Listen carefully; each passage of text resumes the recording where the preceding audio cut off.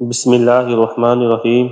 شروع اللہ کے نام سے جو بڑا مہربان نہایت رحم والا ہے۔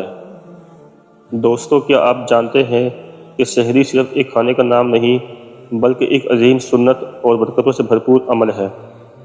آج کی ویڈیو میں ہم سحری کی فضیلت کو قرآن و حدیث کی روشنی میں جانیں گے اور دیکھیں گے کہ نبی کریم صلی اللہ علیہ وسلم نے ہمیں اس کے کیا فوائد بتائے ہیں۔ تو ویڈیو کو آخر تک دیکھیں اور اس نیکی کو دوسروں تک پہنچانے میں ہمارا ساتھ دیں۔ اسلام میں سحری کھانے کی بہت زیادہ فضیلت بیان کی گئی ہے۔ سحری ایک برکت والا کھانا ہے جو روزے کی تیاری میں مدد فراہم کرتا ہے اور جسمانی و روحانی طور پر برکت کا باعث بنتا ہے۔ نبی کریم صلی اللہ علیہ وسلم نے سحری کھانے کی ترغیب دی ہے اور اس میں برکت ہونے کی خوشخبری دی ہے۔ اللہ تعالیٰ فرماتے ہیں، اور کھاؤ اور پیو یہاں تک کہ فجر کی سفید دھاری سیاہ دھاری سے نمایاں ہو جائے، پھر روزہ پورا کرو رات تک۔ یہ آیت مبارکہ سحری کے وقت کی وضاحت کرتی ہے اور روزے کی تیاری کے لیے اس وقت کھانے پینے کی اجازت دیتی ہے۔ نبی کریم صلی اللہ علیہ وسلم نے فرمایا، سحری کھایا کرو کیونکہ سحری میں برکت ہے۔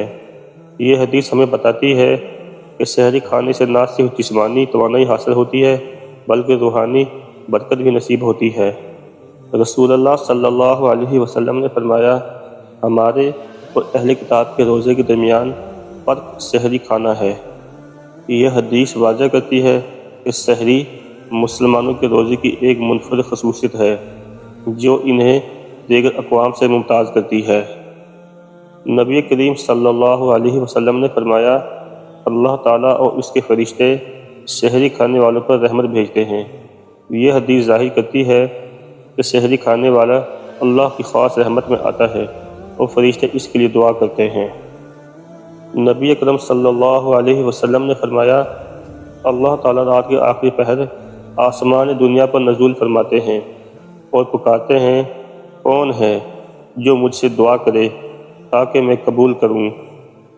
چونکہ سحری کا وقت تہجد کے قریب ہوتا ہے، اس لیے اس وقت کی جانے والی دعائیں زیادہ قبول ہوتی ہیں۔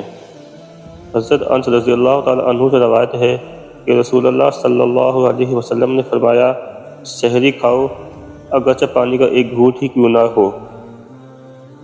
یہ حدیث اس بات کو واضح کرتی ہے کہ سحری میں کچھ بھی کھا لینا باعث برکت ہے، چاہے وہ معمولی مقدار میں ہی کیوں نہ ہو۔ سحری میں تاخیر کرنا بہتر ہے تاکہ فجر کے قریب تک روزہ رکھنے کی تیاری رہے۔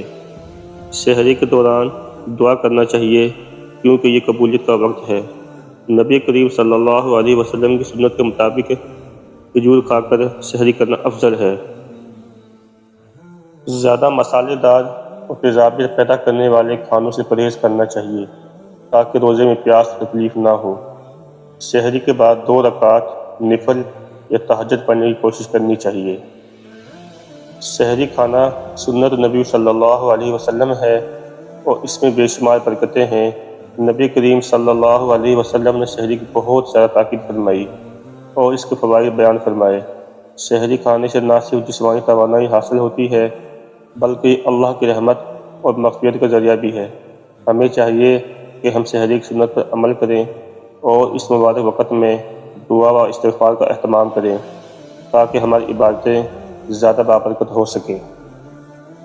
سبحان اللہ، کتنی خوبصورت اور برکت والی ہے سحری کی یہ سنت۔